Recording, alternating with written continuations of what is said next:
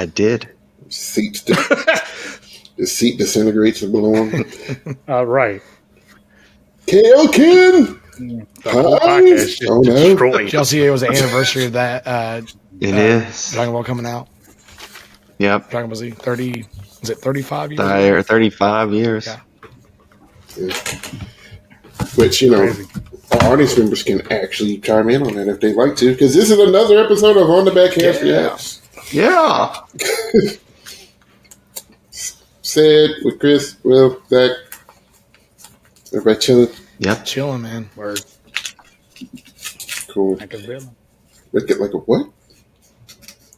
Did you say gazelle? Like a villain. Gazelle. I thought you said a gazelle. Chilling like a gazelle. Like a gazelle. He'd be over there like freaking out the whole time, like knocking shit down. Like, The hell? lion. What the hell is going on? Seattle's got that new slang, I guess. I don't know. I wouldn't put it past him up here. You need to start making that happen. On your It's the newest TikTok trend. Everyone gazelling. Yeah. They just take off running out of nowhere. I don't want to be responsible for that. No, you're going to be responsible. Can be kids in schools taking off running for be no reason. Have you all seen that guy that like he's a teacher and he makes up fake slang words and tries to get the kids to believe that it's real? Oh my gosh, man. So good. And one of them actually like caught on. It's really funny. I'm sure. It's not hard. I just want to get my kids to believe that they need to have a pencil for class. Yes. That's all. Or a charged Chromebook. Now that makes sense. That's my favorite reply back to the. That's all I hear all the time right now. Oh, we don't have that in my school, thankfully, because they're not really old enough for that. I don't guess, but I'm like, I tell the kids, I'm like, I'm ready for that meme to die and go away. Then he pops up at the draft. He won't it's take like, long. well, what can you do? I heard more at the high school than I did at the middle school. I hadn't heard it at the middle school. So, but anyway, we're going to react to Stryke Wynds, your 2024 WGI World Class Independent World Wins. Lots of W's and I's and W's. Anyway, they won the big show. They're in the past couple weekends. Class. And I'm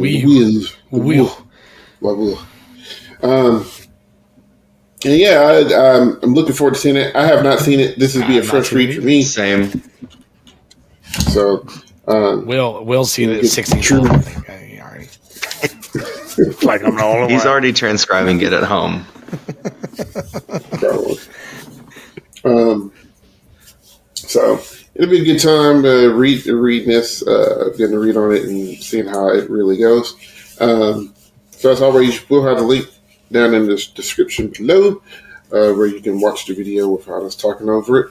And also gives them credit for it. And if you don't want to hear us talking over it, I think I just said that. It's been a while since I've did React. I forget what I say sometimes. So anyway, we'll get it started. I'll say 3, 2, 1, play. We'll hit the play button and we'll go from there. Make sure I'm unmuted to actually hear the Wynds play. It's a straight visual run. We're gonna watch it twice. That don't want to help. This is the best silent drill that I've seen. No wonder they won. It is immaculate. I didn't know they were doing John Cage's 433. This is phenomenal. So, all right, here we go. In 3, 2, 1, play. This is our program, Prisoners of Time. Immaculate. OTBH Sport of the Arts is proud to present My favorite. Wynds. Dude, he was so ready to go. Oh, yeah, he's tired. He's like, I'm tired. He was This is the so last ready game. to go. He was like, Jesus.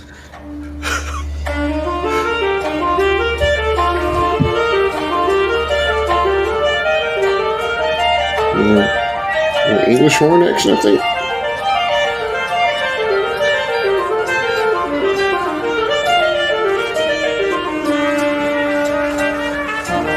Like already.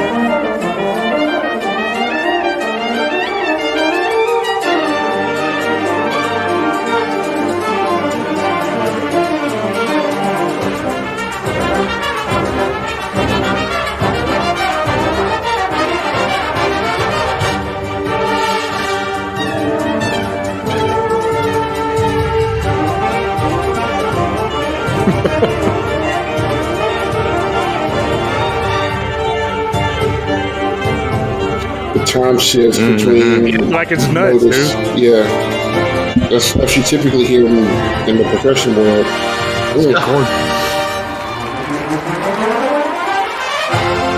Magic modulation.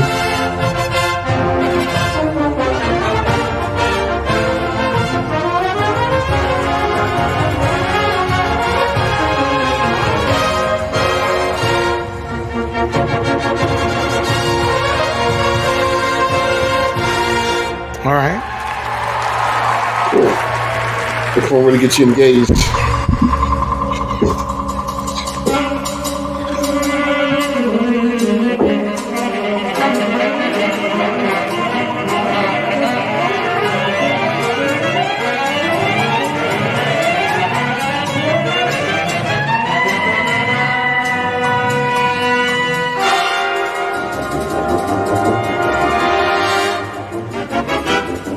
Right, so Right.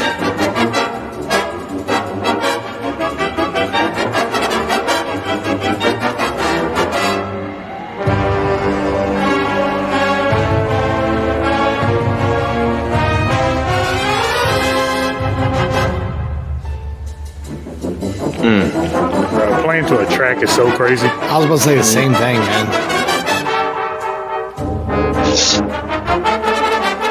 Like you can't be off. no. You better hold that note.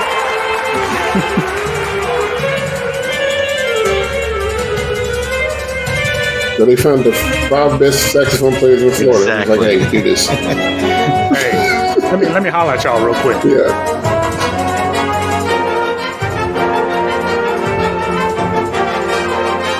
I saw her in there.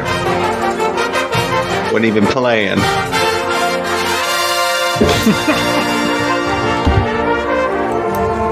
The flexibility of the breast are to be noted as well. I don't think they've single-tongued anything the whole show. Yeah.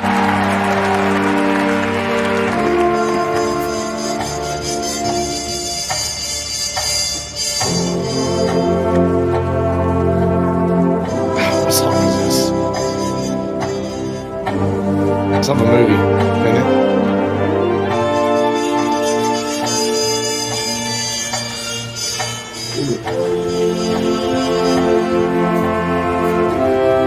This is with the body control, panning sound as they spin around.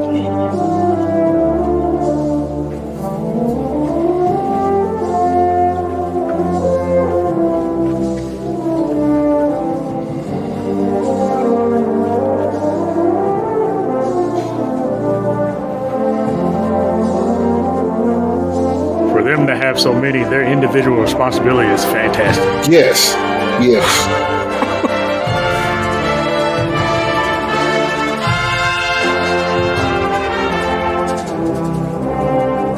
Loving the horn inclusion there, man. It's cool.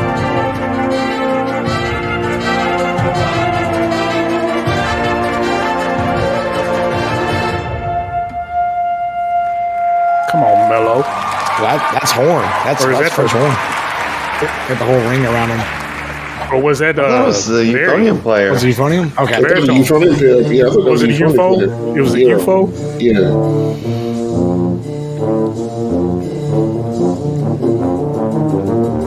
They play harder splits than some of on, the y'all. guys. I'm mad.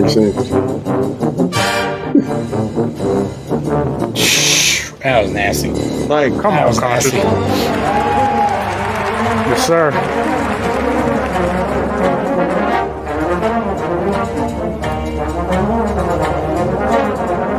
It's so hard in an arena, let alone like balance wise, to make sure that everything's being heard. yep.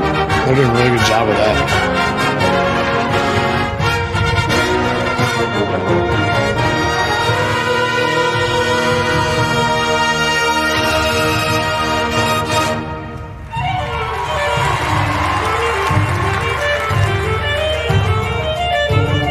You're wearing the saxophone player out right now. I swear.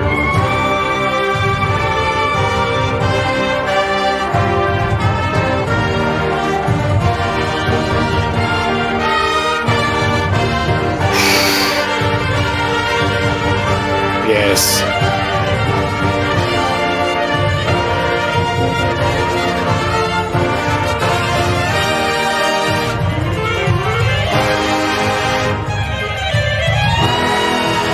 Rotation.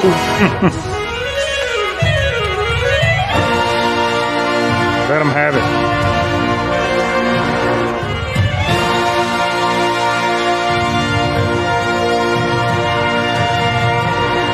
If you step over that line, don't you do it. Keep that pinky toe in. Stryke Wynds from Palm Beach, Florida. Yeah, man. Josh Bishop. And Wow. That Carroll. was as delicioso was what that No was. confusion as to why they won. Yeah, that makes complete sense about how that went down. Yeah. Like it was a 3.3 point gap. Like it was not even close. Like kept the difficulty up the entire time, and it was executed fairly well. I like what's cool. I think was sometimes when you watch a lot of like Winter Guard and Perk, like visually, like especially Winter Guard, there's a lot of things you can do, like on the floor. You know, with Winds though, they have a lot of people out there and not a lot of floor to work with, and they use it well, right? A lot of the rotations and the fold ins and some body added into that. I think that was well done visually too, kind of that kaleidoscope kind of effect the whole time with the time tying into with that. I thought that was really neat. And you know, kudos to them with that visually. Thought that was awesome.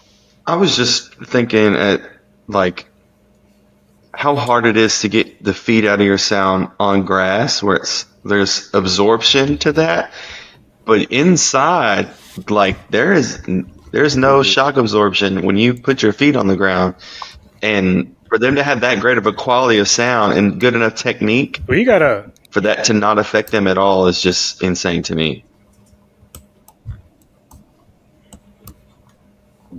You can attest that to a lot of high school bands. Like I had to deal with that all my high school career. We didn't march on grass; we marched on concrete. So it helped going from that, and then, but it sucks because you go from that and your feet feel different by the time you go to grass.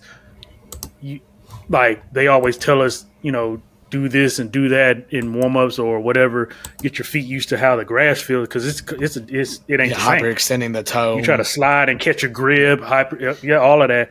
And on asphalt, where it's slippery, it's more slippery, and there's rocks and stuff to deal with, and there's no give. So we had to learn from that. But I know a lot of schools, you know, that have to deal with stuff like that, and you know they don't get a regular field and stuff like that. So I can understand that idea though. And having march indoors instead of like drum corps or something like that, but it's rough. It's not recommended. I don't, because I'm gonna tell you right, none of us liked it. None of us liked it. And I did 4 years of that mess. So Yeah, we marched on concrete in high school. hated it. Hated every field. Anytime we got to go to the stadium, it was like Christmas. Like, are you kidding me? Back it up. What is this grass? What is? Everyone's just like laying in it for 15 minutes just to. Dude, it sucks. The transition's terrible. It sucks. Because now you have the resistance of the grass to fight through. I was thinking about like backwards marching control, like from like. I will say that it kind of helps stabilize your breath and wind and control from your lower body to your upper body. You're forced to do it because there's no give. So when you get to the grass, you don't think about that as much. You're more likely just trying to make sure your technique is right in your feet. But for them, lucky for them, I'm sure that's the only place they rehearse, you know. Yeah, I mean, sure, you're in the gym. A lot of time, unless you're in California. In California, don't bring any runs groups over, do they? From Cali, I don't know, but I'm sure if Cali did it, if they did go outside, they'll probably find some like tennis court or use a tennis something like court, that. Because even when I was in, or when we had a indoor at one of the schools when I was still in Kentucky at Russellville, we used the tennis courts out there sometimes to rehearse on. Hernando might be from there. Can't remember. But no, it was an interesting compositional choice. There, as far as like, it felt like, I mean, I liked it. I have to start that out there first before I say this. But it felt like it was just like, all right, here's a section solo, and then here's a section solo.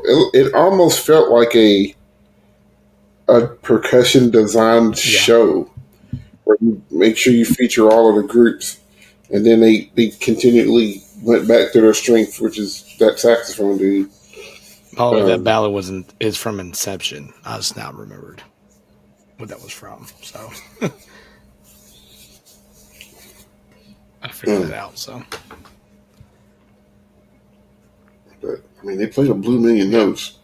I mean, that was one thing. Like, I like the music selection, but like you're saying, it felt very like we need to get to this point here, this point here. Here's a solo, that kind of stuff. But it was executed well.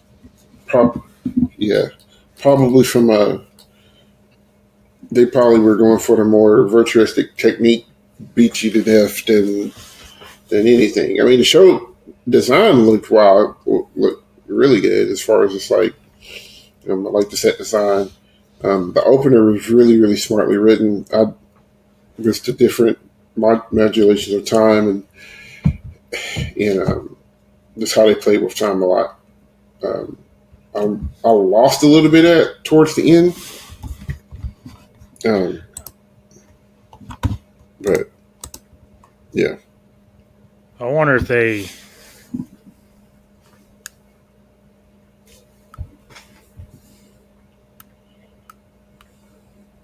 not sure how to put it. I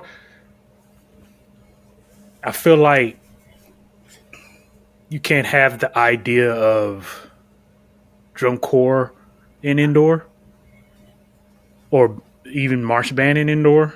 Like, you need to take an indoor approach to the show. Maybe that's why it's written like that and why it made you feel like that. I wonder if that's because if you think about it, if you take for the high schools, or I guess even maybe some of the independent groups, if you try to take the idea of BOA or DCI and bring that into indoor, will it work? You're saying like it might be like too much or something? Especially with the time. Like it's like too much of it? Like, will that, maybe not too much, but would what you would get on the field like that, like drum corps or something, will that transfer properly in indoor?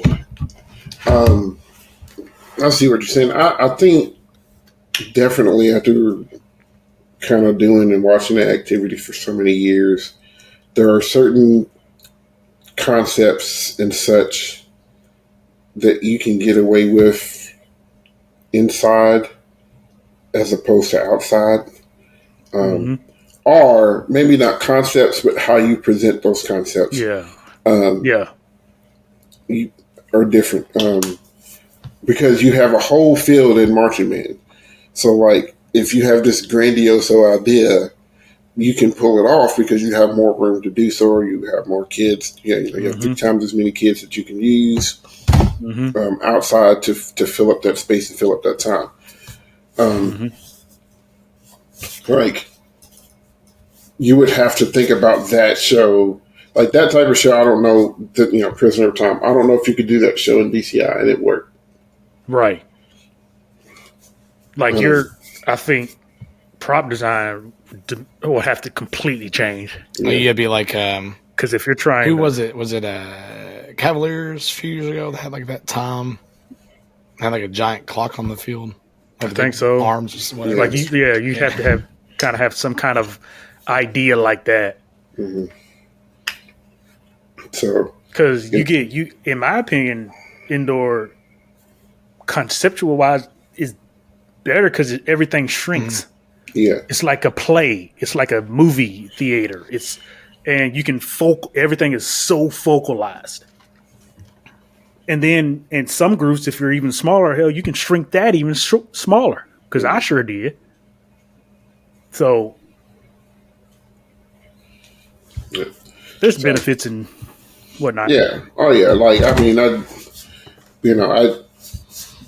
when I'm designing marching band shows, and if we have a smaller group typically, so it's just like, well, what would I do inside, and then how can I make that work outside, shrinking the field without actually shrinking the field. And just playing to what you have and what you know. Because a lot of groups kind of get into trouble, especially like your NWGI, your A class groups, or even some of your lower open class groups, where they get into trouble is they try to mimic what a world class group does, and they don't have world class talent, they don't have world class design skills, and they don't have world class resources. I think people discount that sometimes when they're thinking about what class they're supposed to be in. So they're trying to make all ideas, and then they don't have the same resources to make that happen. So what it turns out being is like a really bad product because you're not designing to the kits that you have. So groups. A lot of groups got to stop freaking out and thinking that you have to design your show like them. Yeah. Because a lot of groups come into activity and they start seeing these shows and what's winning and what's at the top or whatever, and it's like, God, we got to design like that. No. What you're missing is the execution that they're doing. The design only works when the execution is there. Because I keep telling people, I was like, if you want to go with independent world and percussion, look at it. Look at your top 5. For years on top of years on top of years, Broken City has been the group with the least on the floor, and they stay in the mix. Everybody else got props that spin, turn, move, jump, turn, all kinds of crap, and everywhere. So it's not about what you have on floor; it's always that execution at the end of the day. Yeah. I'm not saying that the process stuff don't help, but like the old saying goes, if you put it out there, it better be clean. Yeah. Because Stryke could have put a single watch in the center of the floor. Somebody just could have took their watch off in the middle of the floor and just marched around it, and it would have been done. Because none of them props moved. They didn't move none of those props. They were microphone holders. They were the frame. They were microphone holders and frames and framed the floor. And it worked well. So Stryke, really good stuff. I'm kind of glad I waited to see it to the end. Kind of makes me appreciate what they did because the Wynds world. I just need Amachi to come back over. I need them to come back over for a lot of reasons. I think I saw a recent video of them. They announced I wish they had a group for all 3. I'm going to go up there, like no question. It'd be awesome. I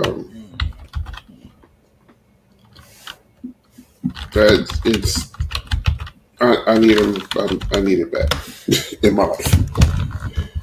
I need it back in my life. Learning how to it's been hover. too long. Once they learn how to hover, they're coming back over. It's been too long, and I want it. I need it. Yeah, it's creeping up on 10 years since they've been here. God, 2014 or 2016. Wait, are you counting percussion or color guard? Well, either color guard came after. Yeah, color guard came. I think we reacted to that before. Yeah. Wynds came in 16, and Amachi's last time here, I think, was 15. So 16? 15, yeah.